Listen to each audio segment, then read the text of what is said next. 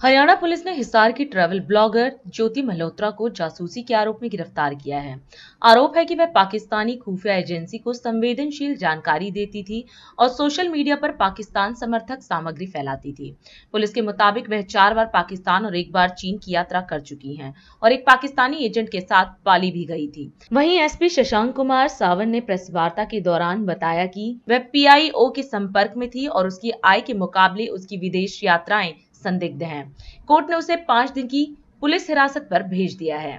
जो modern warfare है, it is not fought only on the border. तो एक नया जो मॉडस ऑपरेंडी जो एमओ हमें पता चला है कि जो पीआईओज हैं वो कुछ सोशल मीडिया इन्फ्लुएंसर्स को रिक्रूट करने की कोशिश कर रहे हैं, और जहाँ पे वो अपने सॉफ्ट पेडलिंग और सॉफ्ट पावर पुश के थ्रू अपने नैरेटिव चलाने की कोशिश कर रहे हैं। तो उसी क्रम में ये हमें सेंट्रल एजेंसी से इनपुट मिला था, उस पर हमने काम किया। तो ज्योति मल्होत्रा जो कि रेजिडेंट है हिसार की, उसको हमने अरेस्ट किया। तो she was in touch with PIOs and she had also visited Pakistan multiple times, और she has also visited China once.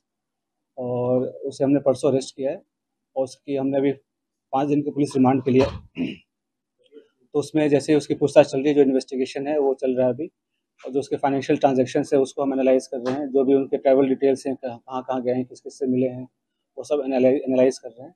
We are in touch with central agencies, और उनके कोऑर्डिनेशन के साथ हम इसको काफ़ी गंभीरता से इसकी हम अनुसंधान कर रहे हैं।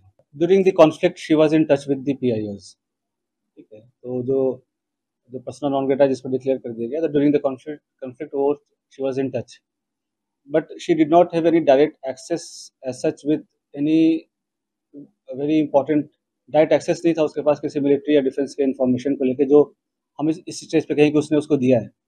But definitely she was in touch with the PIOs, और यहाँ के जो कुछ और भी जो अभी उसके हमने लैपटॉप और मोबाइल जो है वो हम उसको अभी सीज करने की कोशिश कर रहे हैं कहाँ पे है।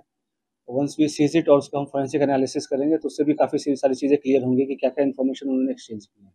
तो हमारे साइबर एंड जो फाइनेंशियल एक्सपर्ट्स हैं, जो भी इन्वेस्टिगेशन के ऑल ऑफ मल्टीपल टीम्स लगे हुए हैं, फिर एनालाइजिंग एवरीथिंग, जो भी उनके फाइनेंशियल ट्रांजैक्शंस हैं, ट्रैवल डिटेल्स हैं, और क्योंकि जो उसके ट्रैवल डिटेल्स है दैट डिफाइज उसके जो नॉन सोर्स ऑफ इनकम है उससे ज़्यादा है, तो वो कहाँ से उसके फंडिंग हो रही है नहीं। She was basically travel blogger, जो फ्रंट में जो है वो ट्रैवल ब्लॉगिंग कर रही थी, घूमती थी। और वो होता क्या है, जैसे यंग लोग हैं उनको पता नहीं होता कि क्या सही है क्या गलत है, तो शेयर्स, व्यूज़ और लाइक्स और उसके फॉलोअर्स के चक्कर में they follow into such trap, और उनको ये नहीं पता होता कि उसके नेशनल इंटरनेशनल क्या रेमिफिकेशन है। तो आप लोग के माध्यम से मैं जो आज के जो यंग जनरेशन है उनसे मैं रिक्वेस्ट भी करूँगा कि आप लोग जो है काफ़ी सावधानी पूर्वक लोगों से सोशल मीडिया पे इंटरेक्ट करें, और ऐसी कोई भी चीज़ें जो देश विरोधी हो, चाहे देश के सिक्योरिटी को जो खतरा हो सके, तो ऐसा कोई कदम न उठाएं जिससे कि ऐसी कोई नौबत आए।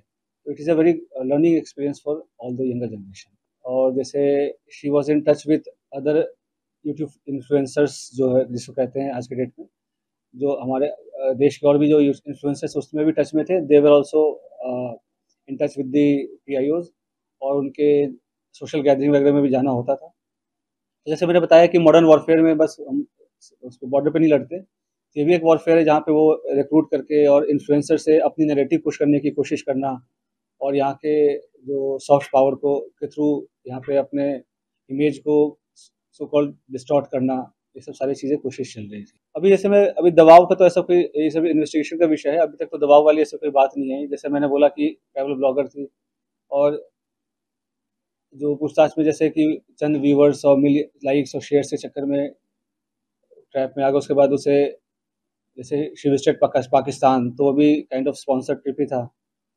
तो ये सब उसे लगता है कि ईज़ी एक्सेस टू मनी, इस सब के कारण विज़िट करना। उसमें आप देखेंगे सोशल मीडिया पे वीडियोज़ वगैरह भी है जहाँ पे शी इज़ रिक्वेस्टिंग कि मुझे चाइना जाना है, वीज़ा हमें दे दो, इस टाइप की चीज़ें। तो ये सब बताया कि लोगों को पता नहीं होता कि कब वो किस गलत राह पे चल पड़ते हैं, क्या उसका असल एम क्या है, उसका रिपरकशन क्या है, और लोग कैसे उनका मिसयूज़ कर रहे हैं।